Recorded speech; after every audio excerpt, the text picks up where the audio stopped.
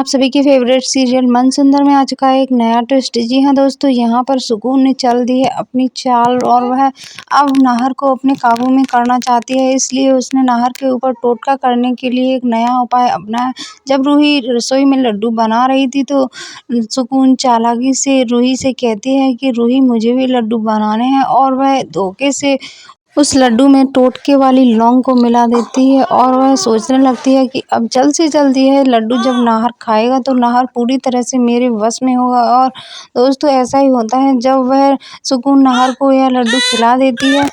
तो नाहर जैसा सुकून कहती है, नाहर से सुकून फिर सुकून के कहने पर नाहर सब कुछ करने लगता है और वह गुस्से में रूही पर चिल्लाता है और कहता है कि रूही तुम्हारी हिम्मत कैसे हुई ऐसा काम करने की। और जब सुकून कहती है कि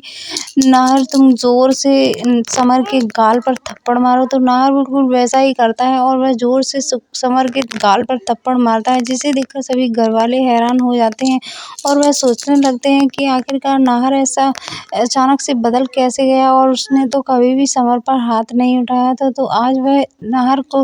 इतनी जोर से समर पर थप्पड़ कैसे मार सकता है। और दादी भी शॉक हो जाती हैं, क्योंकि दादी सोचती हैं कि जहाँ पर भाई भाई इतने प्यार से रहते थे और आज अचानक से इसने इतनी जोर से नाहर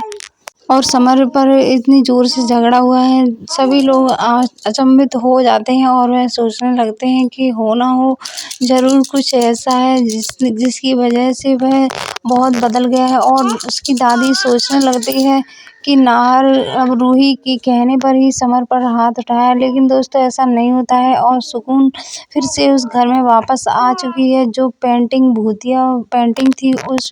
वह दोबारा से वह सुकून उस घर में ले आती है और वह सोचने लगती है कि अब मैं जैसा चाहती थी वैसा ही होगा और अब नाहर सिर्फ और सिर्फ मेरा होगा। और वह पेंटिंग के ज़रिए ही उस घर में दोबारा से कदम रख लेती है, लेकिन यहाँ पर इस बार अब रूही सुकून को घर में वापस लेकर आई है, लेकिन उसे नहीं पता होता है कि जो पेंटिंग के ज़रिए इतनी सारे घर में घटनाएं हो रही थी और उसकी वजह से ही यह सब कुछ हो रहा था। लेकिन यहाँ पर रूही को बिल्कुल भी यह अंदाज़ा नहीं होता है कि वह पेंटिंग सुकून फिर से घर में ले आई है और जिसके बाद फिर से घर में झगड़े होने लगे हैं। और दोस्तों जब नाहर सुकून का प्रोजेक्ट देखता है तो उसे देखकर बहुत खुश हो जाता है और वह कहता है कि मुझे बिल्कुल ऐसा ही काम चाहिए था और सुकून ने मुझे बहुत अच्छा प्रोजेक्ट बना कर दिया है, जिसकी वजह से वह खुश होकर सुकून से कहता है कि सुकून क्या तुम मेरी कंपनी में जॉब कर सकती हो। तो सुकून उससे मना कर देती है, लेकिन बाद में सभी घरवाले और दादी जब कहते हैं सुकून से कि सुकून तुम इस घर में रह सकती हो, तो सुकून उस बात को मानकर और वहाँ पर रहने लगती है। जब वह अपने बक्से को घर पर लाने की बात करती है तो जब समर और उसके जीजा इस बक्से को लाते हैं और वह कहते हैं कि इस बक्से में तो पता नहीं क्या है जो इतना भारी है, लेकिन जब वह बक्सा नाहर उठाता है तो वह आसानी से उठ जाता है। और नाहर कहता है कि कहाँ इतना बक्सा भारी है, तुम तो ऐसे बोल रहे थे जैसे कि पता नहीं इसमें क्या रखा हो। और समर कहता है कि मुझे यह